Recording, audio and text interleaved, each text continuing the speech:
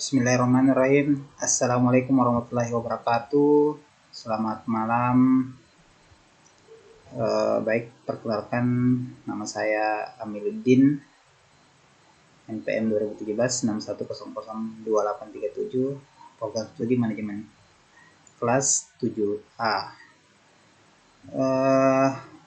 Di video kali ini saya akan menjelaskan terkait presentasi dari jawaban UAS yang diberikan oleh dosen kepada kami mengenai ekonomi internasional, di mana tugasnya terkait perbedaan kota impor dan tarif impor berdasarkan contoh yang nyata. Baik, selanjutnya apa itu kota impor? Kota impor adalah kebijakan impor dengan membatasi kuantitas impor produk selama jangka waktu tertentu.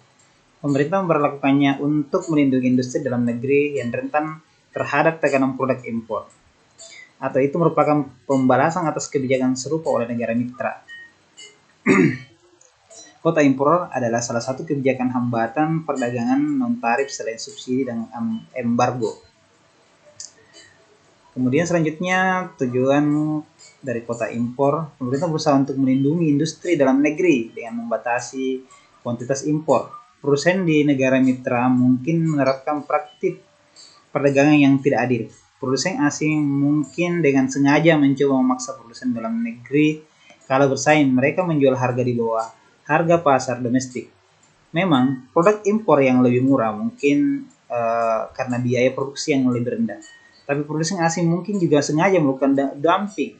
Mereka menjual ke pasar luar negeri dengan harga lebih rendah daripada yang dijual di pasar domestik mereka. Dumping merupakan pasar domestik. Tingginya impor meningkatkan ketekanan terhadap produsen domestik dan membuat mereka kurang kompetitif. Sebagai akibatnya, produk impor mulai menggeser posisi produk domestik.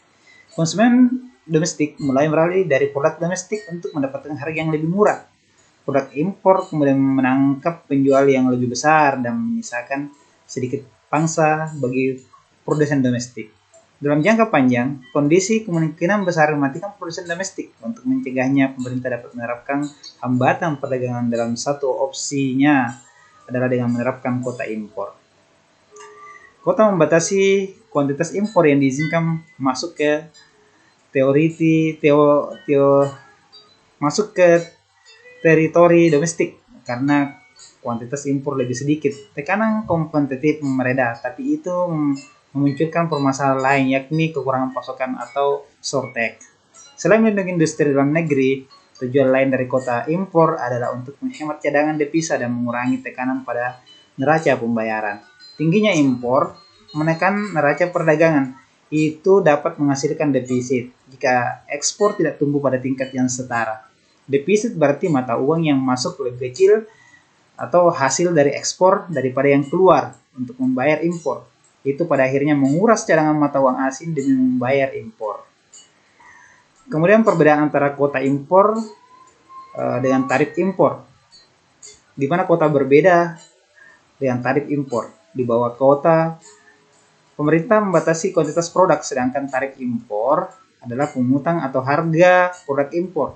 Kota impor hanya mempengaruhi kuantitas dan tidak menaikkan harga produk impor. Sebaliknya, tarif impor menaikkan harga produk impor.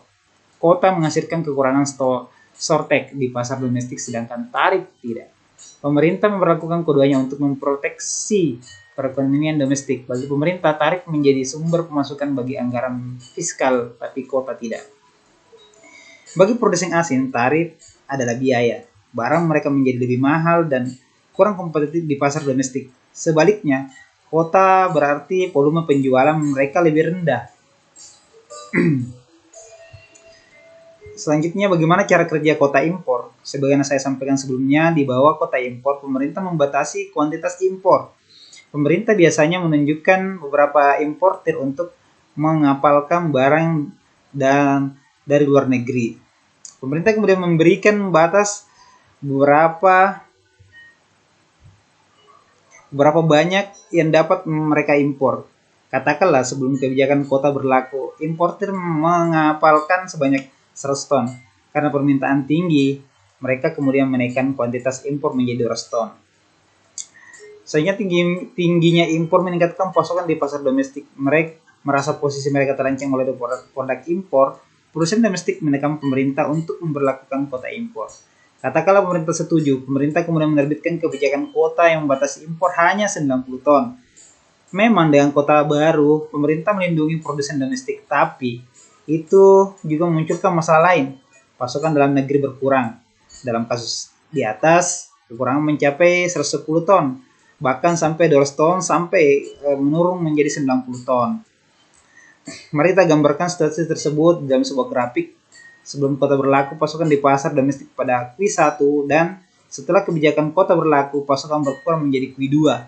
Mereka karena kualitas impor yang lebih sedikit. Sebagai hasilnya, kurva penawaran bergeser ke kiri, mengasumsikan permintaan konstan. Pasokan yang lebih sedikit akan mendorong harga naik dari P1 ke P2. Sebagai hasil, konsumen domestik harus membayar harga yang lebih tinggi. Konsumen juga memiliki pilihan yang lebih sedikit. Barang impor mungkin menawarkan beberapa fitur yang tidak ada di produk domestik. Kurvanya seperti ini, mungkin bisa dilihat teman-teman sesuai dengan yang saya sebutkan tadi di atas. Untuk mengatasi kenaikan harga, pemerintah seharusnya mendorong produsen domestik untuk meningkatkan produksi. Katakanlah produksi domestik meningkat sebanyak penurunan kualitas impor, atau dalam kurung Q1 minus Q2. Harga pasar seharusnya akan kembali turun ke tingkat sebelumnya, mengasumsikan pemerintah tidak berubah, permintaan tidak berubah. Jadi kuota impor. Kuota impor dapat mengambil beberapa variasi. Pemerintah mungkin menerapkan kuota impor. Dalam hal ini, pemerintah membatasi jumlah maksimum yang boleh diimpor. Dalam contoh di atas, pemerintah membatasi impor hanya sebanyak 90 ton. Selanjutnya, pemerintah juga dapat menerapkan kuota berbasis tarif, tambahan tarif atau tarif rate quota. Pemerintah masih mengizinkan impor melebihi kuota, tapi harus membayar biaya impor yang tinggi untuk setiap tambahan kuantitas. Misalnya kuota impor adalah sebanyak 90 ton dan importir membayar biaya sebesar 6%. Mereka dapat mengimpor lebih dari 90 ton, tapi harus membayar biaya masuk sebesar 15%. Secara singkat, tarif rate quota adalah kombinasi dari kuota impor dan tarif impor. Jenis lain dari kuota impor adalah voluntary export restraints atau kuota tersembunyi.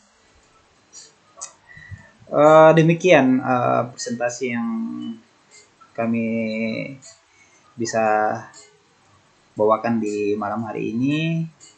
Demikian untuk perhatiannya, diucapkan terima kasih. Lebih dan kurangnya mohon dimaafkan. Wabillahi taufiq walhidayah. Assalamualaikum warahmatullahi wabarakatuh.